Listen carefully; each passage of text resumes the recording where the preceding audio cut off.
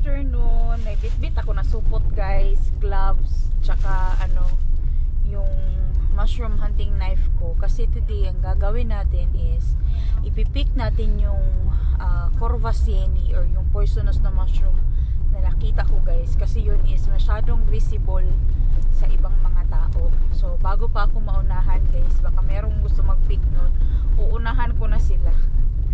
So ipipick natin yun. And kailangan kong gumamit ng gloves kasi nga poisonous nga yung mushroom na yun. So sabi ni Lola, mas maganda na mag-gloves na rin ako habang pinipick ko yun guys, para maiwasan ko rin yung toxic niya guys na dumikit sa skin ko. Tapos iano natin siya guys, pakukuluan natin siya ng 3 times or more for 10 minutes each time na pagpapakulo. Tapos open lang yung pot and sa labas natin siya gagawin. Kaya ako bumili nung lutuan para pwede ko lang siya madala sa labas and masaksak ko doon sa labas namin guys, doon sa may terrace na maliit namin, para doon natin siya lutuin. Kasi yung fumes niya guys, yung poison niya guys is masasama kasi siya doon sa kanyang sa steam. Kaya mas maganda na sa labas na lang siya lutuin kaysa sa loob ng bahay.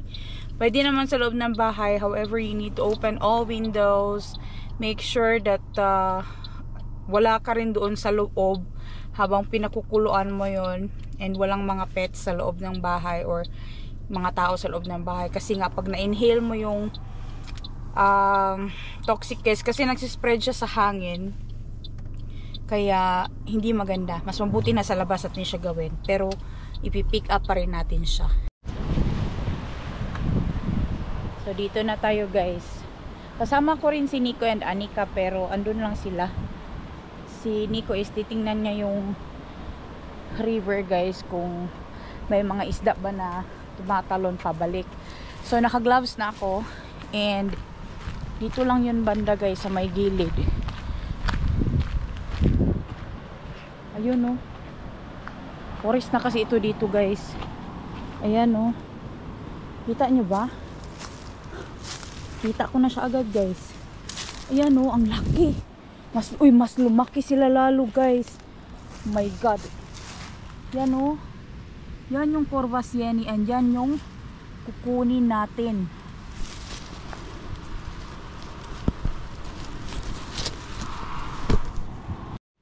Ayan na guys. So ito siya, tumutubo siya sa tabi ng ugat ng pine. Ayan oh. Ay, naligid. So ayan na guys. And puno siya ng, are, saman to, kuyawan ng punta. Puno siya ng buhangin guys, para siyang utak no. Yan. Yan yung itsura niya. And meron pa dito. Hindi lang to nag-iisa, meron pa dito guys. Dito sa gilid, ayun oh. Andoon. Kunin din natin yun. So yung isa is andito guys. Ayan. So pag kuha nito guys is ikakat mo lang siya. Ay, dalawa pala to. Kakat mo lang siya. Yan, gumulong na. Oh. Yan. Tapos yan siya guys. Hindi na yan siya kailangang tabunan. Yan na siya oh. Oh. Lagay natin sa ating bag. Mabigat na rin siya ba? Oh, di ba? Suot ko na yung aking yellow boots. Yan siya, guys. Ito siya, hindi na siya kailangang tabunan, guys, kasi hindi na siya kailangang tabunan. Kasi, guys, hindi sila bumabalik every year. Andito si Nico, guys, oh. Nagaano siya, tinitingnan niya yung river.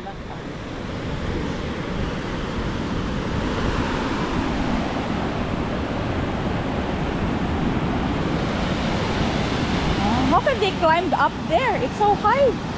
Yeah, I don't know if it's possible. So now it's so high there.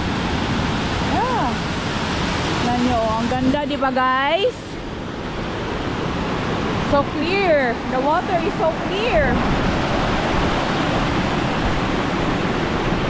Sobrang ganda. Doon ko lang kinuha yung mushroom. Oh, di ba? Ang ganda dito sa amin, guys. Bukid man kami nakatira pero maganda dito. Napaka-relaxing ng lugar.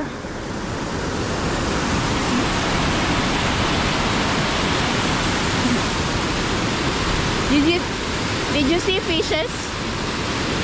No? Last time they went to Temple. From here? Or from there? Going up? So they didn't see any, I think. Gustong tingnan ni Nico dito guys sa side. Kaya sumama na lang din kami. Makichismis tayo. Basta Anika. Careful. Masyadong mabato dito uy. Pero baka may chance tayo makakita naman dito ng mushroom. Kasi yung mushroom na yun guys, sa ano siya tumutubo? Mga hills, mga bakilid, sa mga butas.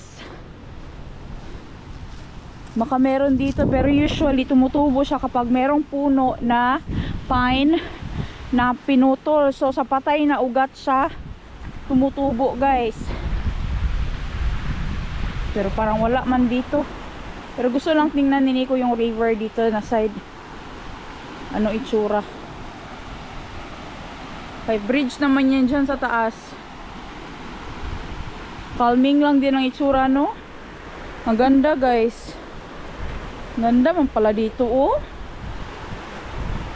Uy, ang ganda dito guys. Yeah, I can read it. Nico cannot read it, the sign. I'll read it for him. Kasi malayo.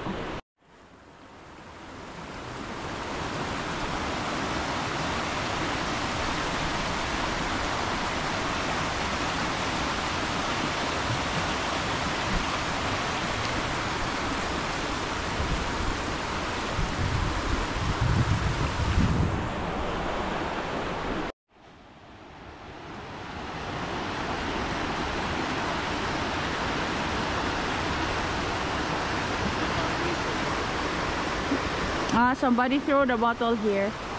Yeah, atas sa mukan. Kinuha ni Nico kasi meron yung panty guys. Or merong pera. May nagtapon dito.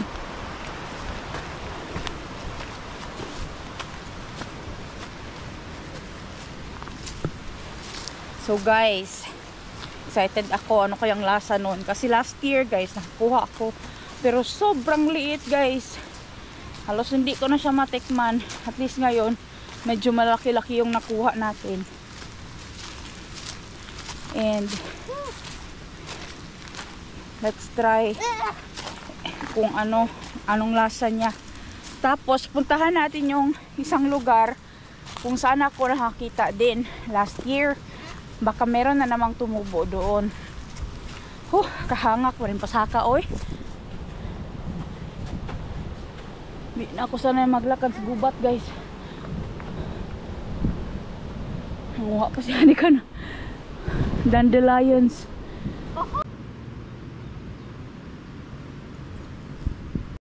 Dito na tayo guys sa other side ng gubat naman. Dito sa loob, ayan na nga ang sinasabi ko. Dito sa loob guys, maraming chanterelles pero wala pang chanterelle season ngayon. And dito sa place na to last year, first time kong nakakita ng Corvus Sieni. And this year, meron na naman sila. Ayan oh. Ayan guys. We're so lucky. Ayan. Ayan. Meron nitong isa. And ito pa yung pangalawa. Ayan. Kasi guys, tumutubo sila hindi every year, same place.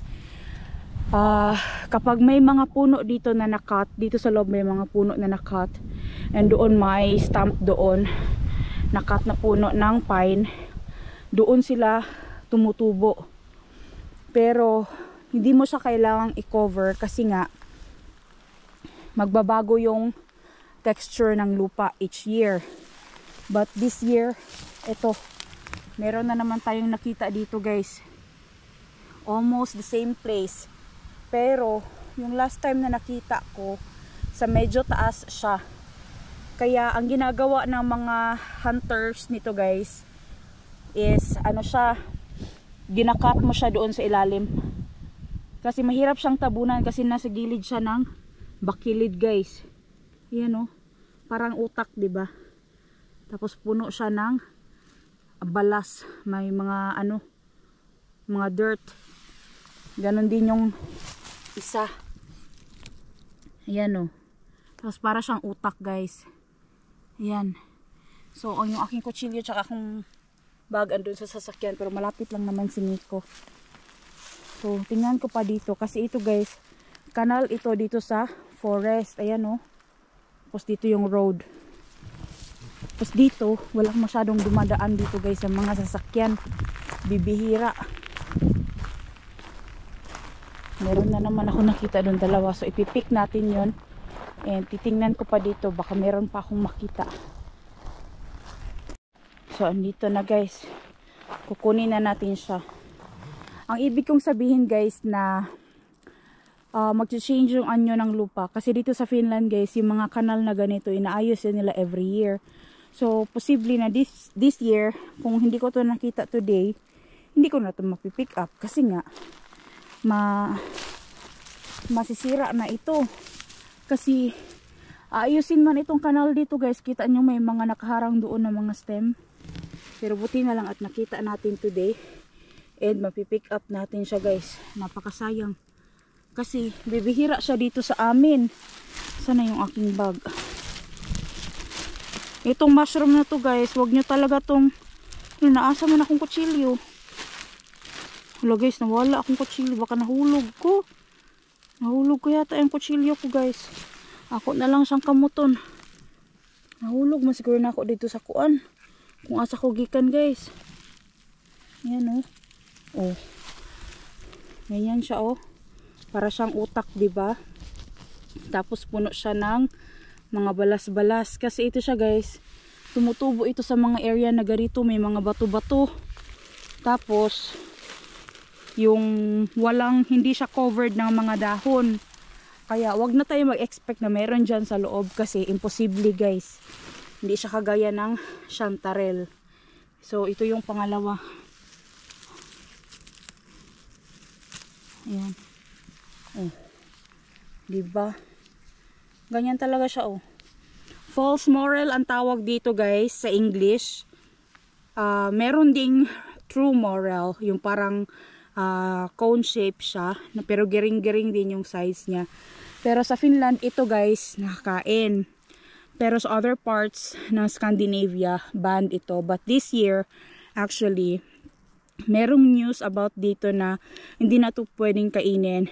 But in Finland, since this has been known to be a delicacy, hindi mo mapipigilan guys ang mga tao dito na wag to kainin kahit na meron siyang sakit nga daw na dinadala. Pero yung sakit naman na yun guys is ilalagay ko na lang dyan sa screen ha or sa comment section kung ano yun. Is rare siya dito sa Finland.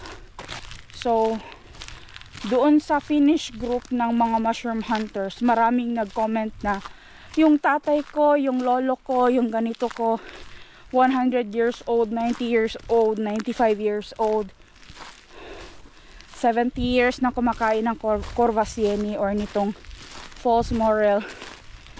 Hindi naman siya nagkaroon ng ganong klaseng sakit. But the important is, itong mushroom na to guys, wag mo talaga siyang titikman kapag na-pick mo siya na fresh na ganito.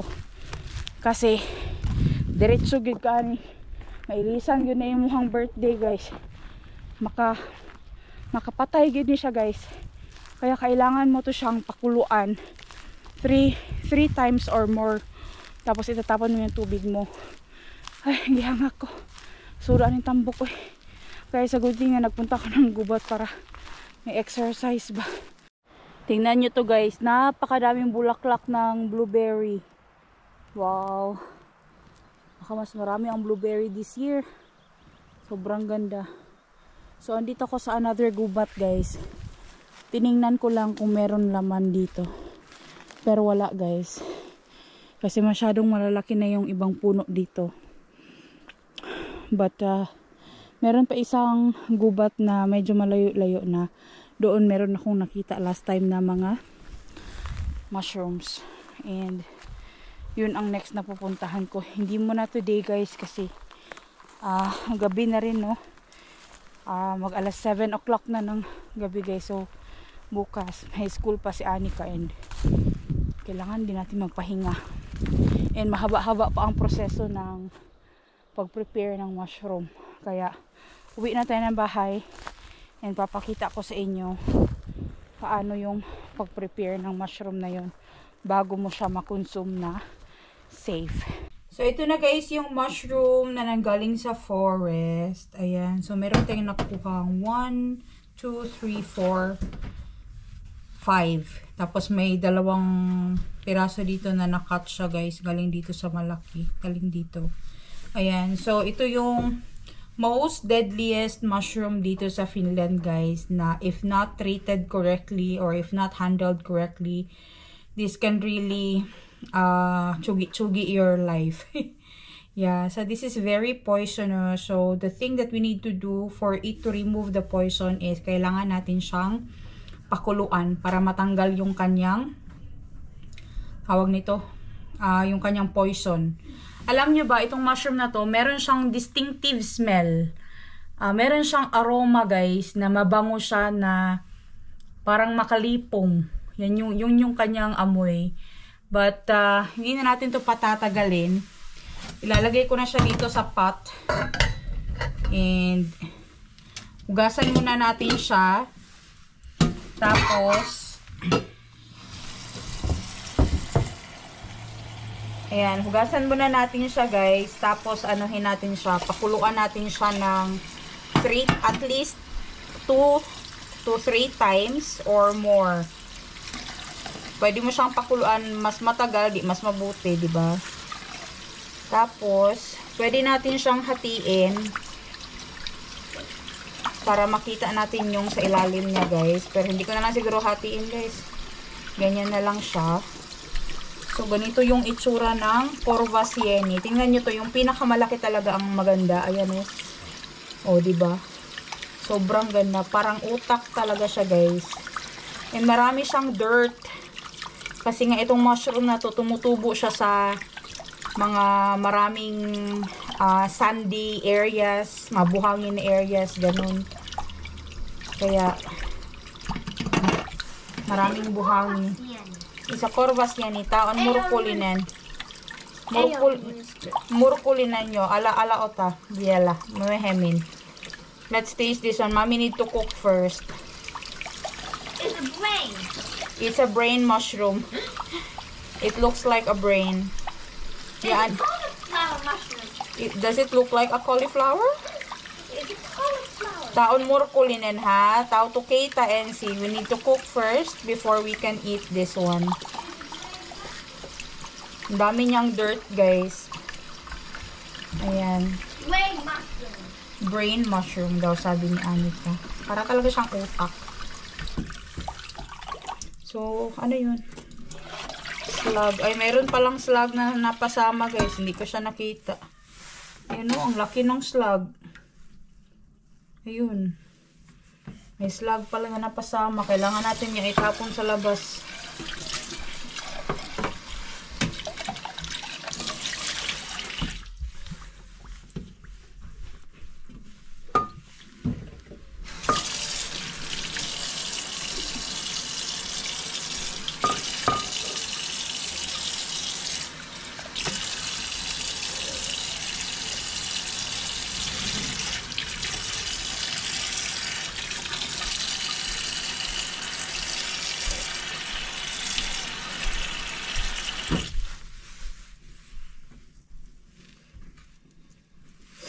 So, itong malaki, guys, hatiin natin siya sa gitna. Ayan o, ganyan yung itsura niya sa loob. Kita nyo? Yan yung itsura niya sa loob, guys. Hollow siya sa loob. Tapos, may isa pa tayong insect na nakita sa loob, guys. Ayan o. So, maniuhipan. Mahulog na diya sa mong drain, guys. Uhipan, guys. Kailangan talaga siyang ikat sa gitna para makita talaga yung katag niya, yung dumi niya ba. Ayan o. Yan yung loob nito o. Yan. O, diba? So, i-cut na lang natin siya sa gitna para makita talaga natin siya. Yung loob niya, anong itsura. Ayan. Ayan siya guys, yung loob niya, oh. Sa brain mushroom daw, sabi ni Anika. Ayan. Yung itsura niya guys. Alam nyo ba, kinakabahan ako habang piniprepare ko to. Of course, no? Kasi last year, guys, ginawa ko naman na siya. Kaso lang, hindi ko lang siya napakita sa inyo. And, last year talaga, sobrang konti nun, guys. Kasi mag-shrink pa to pagkatapos.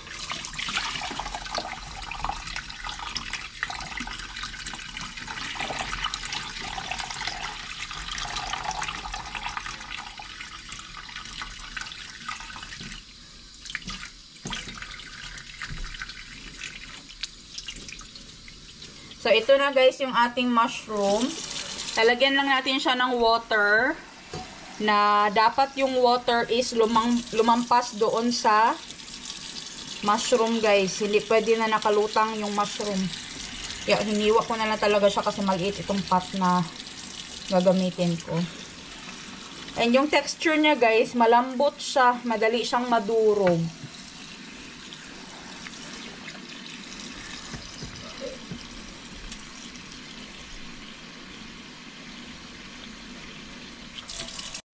So, ayan na siya guys. Pakuluan natin siya ng 3 hanggang 4 na beses. Tapos, bawat pakulo guys is 10 minutes. Tapos, itatapon natin yung tubig. Tapos, lalagyan na naman natin siya ng bagong tubig. Tapos, pakukuluan na naman siya ng 10 minutes. Basta 3 times guys or 4 times. Yung steam nito guys is nakakalason din siya. Kaya mas maganda talaga na sa labas siya gawin. Kasi nga open air. And hindi siya sa loob ng bahay. Pero kung sa loob naman ng bahay, pwede naman. But you need to open all windows and all doors. Para hindi mo talaga malanghap yung amoy. Yung ano niya. Pag nag-evaporate yung fumes niya ba or something niya. Kasi mapupunta yun sa hangin guys. And yun is nakakalason din yun. So, babantayan ko na lang siya dito. Titingnan natin. Basta, ang counting ng 10 minutes guys, pag start na kumulo siya, hindi inong start na nilagay mo siya.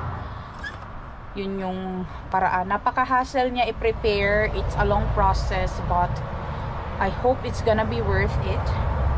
Titikman natin guys, and i-review natin kung anong lasa niya. Kasi, last year, hindi ko siya na-review sa inyo. Hindi ko siya nakuna ng video. So, hintayin lang natin siya na matapos yung first kulo. So, yan na guys. Umiinit na siya, pero hindi pa kumukulo. But as you can notice, meron ng mga puti-puti na lumalabas. Yung parang scum sa baka. Yan siya guys. Yan yung poison. So, kaya kailangan itapon yung water bawat pakulo. And lalagyan mo siya ng bagong tubig na naman. Napakukuluan mo ng 10 minutes. Pero hindi pa siya kumukulo. It's not yet boiling. Pag na-inhale nyo guys yung amoy niya guys, yung steam, para kang mahihilo. Ganun ang mararamdaman mo. Kaya dito talaga natin siya sa labas ginawa. Di bali nang maingay yung mga sasakyan dyan sa gilid guys. Basta at least nasa labas tayo, diba? And safe tayo. Kasi medyo malamig pa dito sa amin guys. And yung mga bintana namin nakasarado pa rin hanggang sa ngayon. Kasi nga, hindi pa talaga sure na init talaga yung all the time init dito. Malamig pa rin. So hindi pa rin siya kumukulo. Pero meron nang lumalabas na color white na mga foam. Pero mas dumami na siya ngayon. Yes, you can don't break that. Nikila. Tingnan nyo guys, sobrang daming puti-puti. Yan guys is poisonous yan. Poison yan guys. Yan yung tinatanggal dyan. Kaya siya kailangang lutuin. Tingnan nyo guys. Puting-puti na talaga siya. Bula-bula na jud. So nilipat namin na dito ni Nico guys. Ayan. Ito na talaga sa labas. Nasa may terrace. So it's now boiling guys. So from boiling guys 5 to 10 minutes. Tingnan nyo guys, it's boiling. Kita nyo yung puti-puti kanina. Mas dumami na siya guys. Yan talaga yung lason dyan. Kailangan natin itapon ng tubig nito guys. Tapos hugasan natin. Tapos nalagyan naman natin siya ng bagong tubig. Dito na lang daw natin tapon yung water. Maybe go down a little bit so because it will be. Me say it's not spreading. It's not, yeah. So yan na. So first pakulo is done. Just like a natural smell. So that's how it looks like now. It becomes so small. Oho. So after straining guys, so lagyan na naman natin siya ng tubig and pakukuluan na naman natin siya. So hindi na ganun karami guys kasi nag-shrink na siya oh. Kanina di ba puno to ng water. Pero ngayon konti na lang inilagay ko. Pakukuluan na naman natin siya guys for the second time. Nagdagan daw ng tubig guys, sabi si Nico. Nagdagan daw, sabi ni Nico ng tubig. Okay. Dapat marami daw ang tubig kapag nagpakulo nito guys. Ayan. The process is very long guys. As in, it's very long. And it was also very difficult to find this mushroom. But they say it tastes the best. Let's see. Hindi pa siya kumukulo, yung pangalawang kulo. Let's wait. But it smells so good, right? It smells so good, you guys. Second boiling, guys. Tingnan nyo. Magsisilabasan na naman itong mga bula-bula na poisonous. Now, it's boiling. And tingnan nyo. Sobrang daming bula-bula.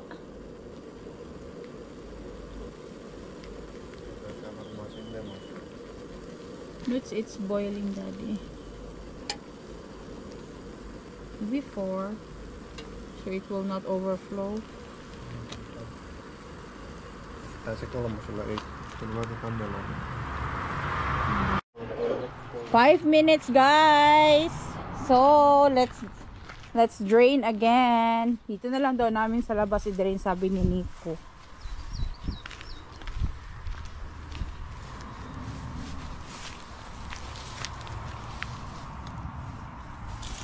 Sobrang liit na. Our mushroom becomes so small. Yeah, there's something left. Oh. Yeah. So that's it. Says na pagpapakulo guys. Pang third time. Ayan, meron pa ring lumalabas. But this will be the last na pagpapakulo natin dito. No, si Kieho. Ayan na guys. Kumukulo na siya. Alam nyo ba guys, anong oras na ngayon? It's already 7:57 ng gabi. Pero tingnan nyo naman, sobrang liwanag pa dito sa amin. Tingnan nyo naman. Blue pa ang sky guys. Tapos kita nyo yung mga birds houses na andyan guys. Merong mga nangingitlog na birds dyan ngayon. Alright guys, third time. Tapos na, itatapon na naman natin to. Pero sabi ko kay Nico guys, pakuluan pa namin na isa pang beses para 4 times na talaga.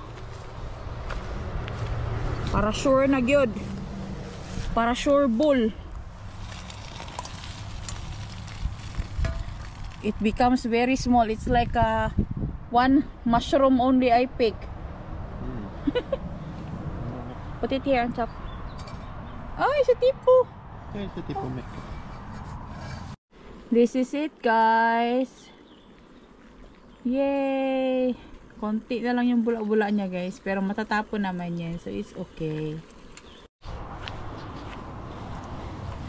Last one. Yes, it's done. Oh, it becomes so small. Amazing.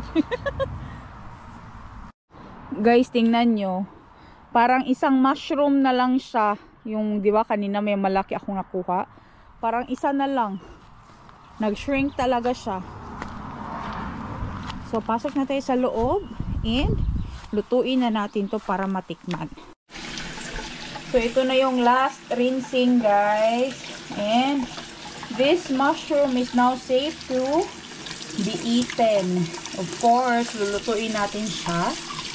And yung pinaka-basic na recipe ng mushroom dito, guys, is yung cream of mushroom na para siyang sauce.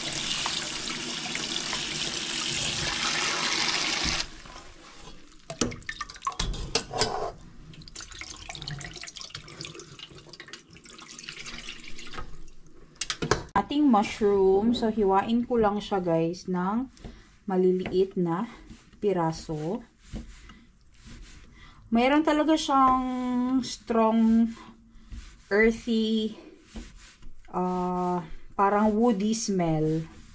Mabango siya, guys, na masarap sa ilong. Habang niluluto namin to or pinapakuluan kanina, yun yung naaamoy namin ni Nico. So, ayan. So, malambot na siya, guys. Compare kanina na para siyang crunchy nung bago pa siya napakuluan. So, ayan na, oh. Sobrang lambot niya. Ang tawag ni Anika sa kanya is brain mushroom daw. So, naghiwa lang ako ng konting sibuyas and hiwain ko lang to ng mas maliliit para maluto na natin siya. Ayan.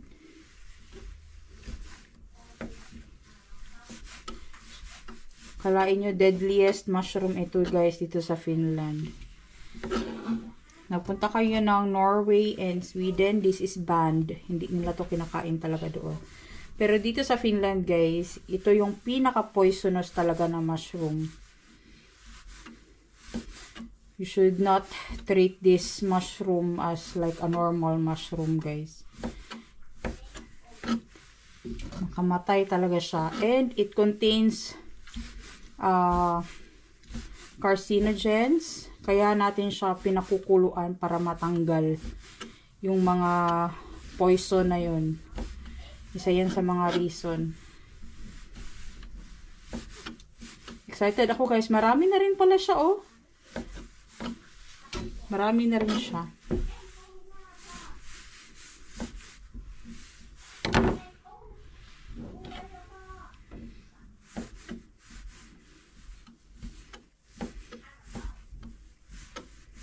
Doon sa Facebook group, guys, ng mga mushroom hunters, grabe. Nagkakagulo sila ng post dito about sa mushroom na to. Ang dami nakukuha ng ibang tao, guys, or ng mga ibang hunters. Dito sa amin kasi bibihira kasi talaga siya. And lahat ng mga forest dito sa amin banda, guys, is mga mga medyo old forest na talaga. And hindi mo talaga to basta-basta makikita sa loob ng gubat. Kailangan mo maghanap talaga ng puno na nakat, naputol, kasi doon talaga siya tutubo. And ito pala, guys, pwede mo rin siyang itanim. Kailangan mo maglagay ng newspaper. Tapos itanim mo siya. So pagka next year tutubuan mo siya, tatabunan mo yung newspaper ng lupa and tutubuan ng mushroom. Dapat itanim mo yata siya sa malapit sa puno na nakat, lalo na yung sa pine tree. Para siyang karne ng baboy, guys, yung pang sisig. Ganun yung itsura niya. Ayan na siya, oh. So lutuin na natin to. Lagay lang tayo ng butter. Lagyan na natin tong ating konting sibuyas, guys. Lagay na natin yung ating poisonous mushroom.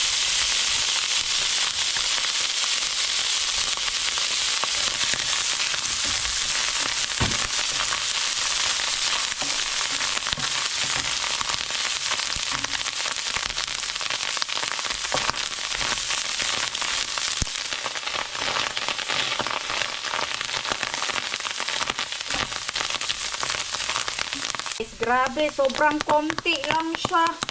Pagamay-gamay, Jude. And lagyan natin siya ng food cream.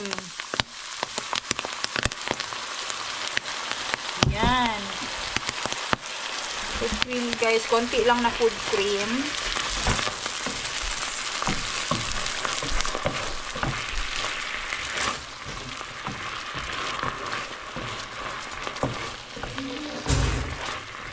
Tapos, salt and pepper.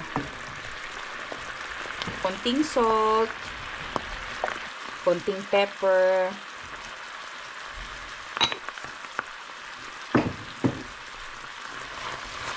Ukayun.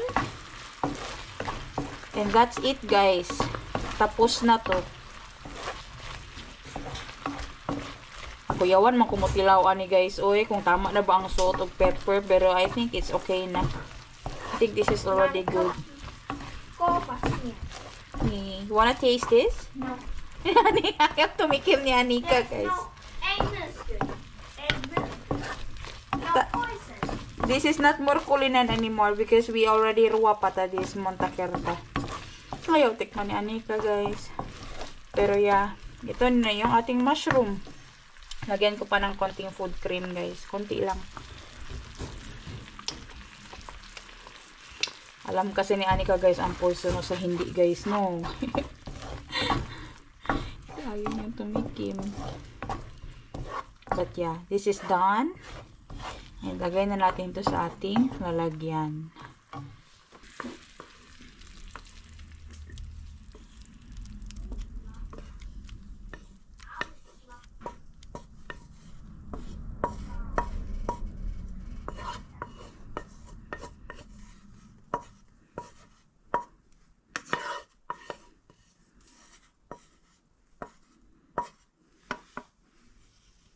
Let's taste this one. So, ito na yung ating Corvacieni or false morels in English.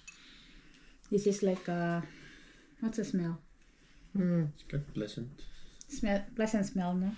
And I put some thyme on top. Maybe let's taste it first. Are you nervous? Maybe you first. Does Anika want to taste it? No. Nani? Are you ready?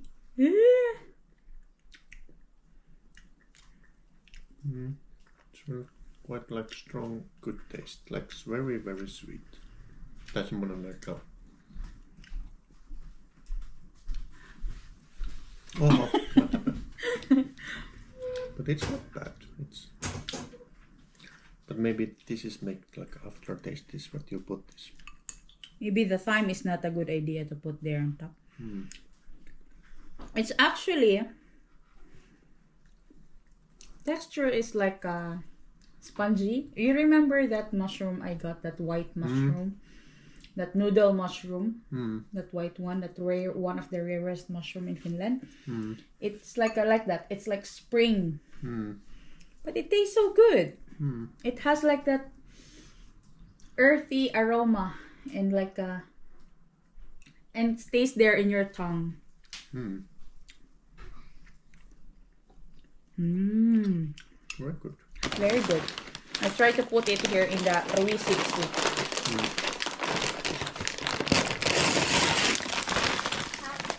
So I have this Ruisipsi, guys. So pwede natin siyang ilagay dito. We put it here. Ayan siya.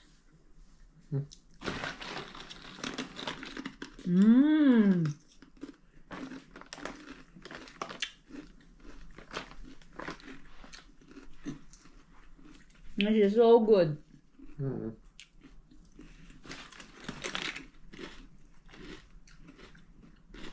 You know what? Even though I picked only a few pieces, it becomes this much amount. It seems like this is too small portion, but actually this is like a mushroom that it's not like when you eat like junk food that you want to eat more, or like if you want to have a chocolate, like you want to eat a lot of chocolate, but this one is like a pleasant. It's like a chill food. No? Maybe next time. I read that the symptoms start the 5 to 8 hours, so I don't know, do I wake up in the morning? We need to send a message to mom. Hey, tonight we ate, Viola and me ate korvas yani. Maybe if we are not able to respond tomorrow, then please call 112 or come visit us tomorrow in the morning. So guys, if there's no next video after this, just a clickbait. oh my god. I mean, like, if there's no next video after this vlog, then it means something happened to us. Yeah. Oh. We should load this for the YouTube very quickly. So It's so good. It doesn't need any thyme. I think the thyme was just like too strong for this. Just the onion, butter, cream, salt, and pepper is enough. No? This is so good, guys. And it's just like a temporary eating. They say that not should eat like all the time, but usually it's very difficult to find too. So I think that's if you're not eat like kilos of this. Yeah. That's one of the reasons tinilok talaga ni Nico. That's one of the reason like you cannot eat a lot because you cannot find a lot of this. It's so difficult to find this one. And difficult to see. It's very.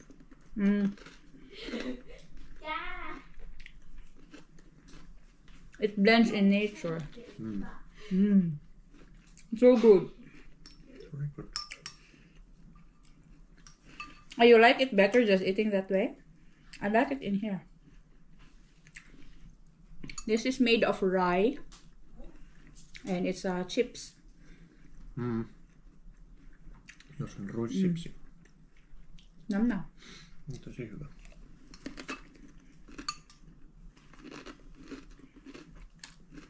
It was a lot of work. To find it, it was like by accident. I need to driving in and try to find a place. Yeah. I visited so many forests but I couldn't find a lot of them. Tingnan nyo guys. Yan na lang ang natira oh. Lami yun siya guys. Ang sarap. Guys. We're still here. We are still here. But we ran out of battery from the GoPro. But yeah, tomorrow morning, if we will not be able to wake up or if we will not be able to have a next vlog, then you know what happens. Because this is one of the most poisonous mushroom in Finland. The deadliest one. Even you cannot hold it with your bare hands. You need to use the gloves because the poison will just stick on your skin. That's what grandma told me. Mama told me it's better to use gloves when you picked it. But it's like mikä on vesiliukoinen when you boil it like that means should go off. And we do it like they said that 2 times enough, but we do it 4 times. We did it 4 times to be sure. So good. Nico finished it.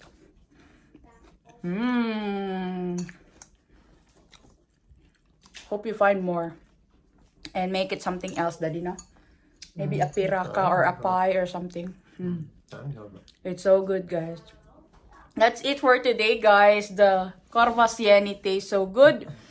It was a lot of effort to prepare it, but it was worth it. Ubus na. Ubus na, guys. It's done. The almost more than 2 hours of preparation is just... Needs to take very long time to prepare it. In minutes, it's done. We will end the video here, guys. Remember that tomorrow, if we will not be able to post any videos anymore, you know what happened to us, okay? We were poisoned. Yeah, hopefully not. But I think no, because we prepared it and we handled it very well. Even we boiled it like 4 times. And should be more than enough. Yeah. It was great. It was herko. What is herko in English? Herko is it's a treat. It's a Finnish treat. So yeah, it was very good. Hopefully we will find more and we'll be able to make another recipe. So we'll end the video here. So we will end the video here. Please don't forget to like, share, and subscribe to our channels, The Lindemans and Lindemans Outdoors. We'll see you again next time, hopefully. Hey, hey!